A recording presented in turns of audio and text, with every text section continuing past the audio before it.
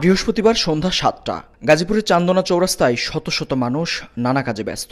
হঠাৎ এক নারীর নেতৃত্বে শুরু হয় অস্ত্রের মহড়া, অনেকের হাতে রামদা, চাপাতি।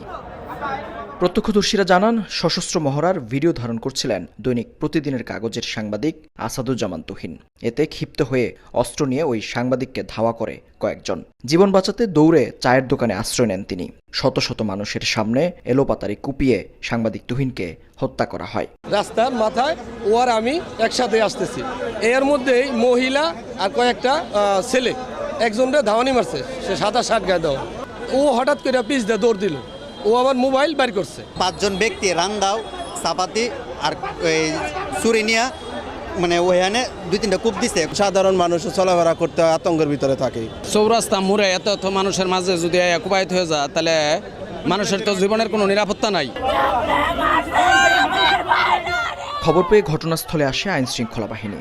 মরদেহ উদ্ধার করে পাঠানো হয় হাসপাতালে। পুলিশ জানায়, হত্যাকারীদের ধরতে মাঠে নেমেছে একাধিক দল। কিছু তথ্য পেয়েছি, ভিডিও ফুটেজ পেয়েছি, তার আলোকে যে দুষ্কৃতিকারী যেই হোক না কেন তাদেরকে ধরে আমরা আইনের আওতায় নিয়ে আসবো ইনশাআল্লাহ। সাংবাদিক হত্যাকাণ্ডের পর ফুঁসে উঠে নগরবাসী। বিক্ষোভ মিছিল করে ইসলামী আন্দোলনের নেতাকর্মীরা। এদিন চাঁদাবাজির খবর প্রকাশের জেরে সদর থানা এলাকায় আরেক সাংবাদিককে নৃশংসভাবে নির্যাতনের ভিডিও সামাজিক যোগাযোগ মাধ্যমে ছড়িয়ে পড়ে, যেখানে নির্যাতনের পর ওই ভুক্তভোগীর পা ইঁটি দিয়ে থেতলে দিতে দেখা যায় একদল যুবককে। এই ঘটনায় একজনকে গ্রেফতার করেছে পুলিশ।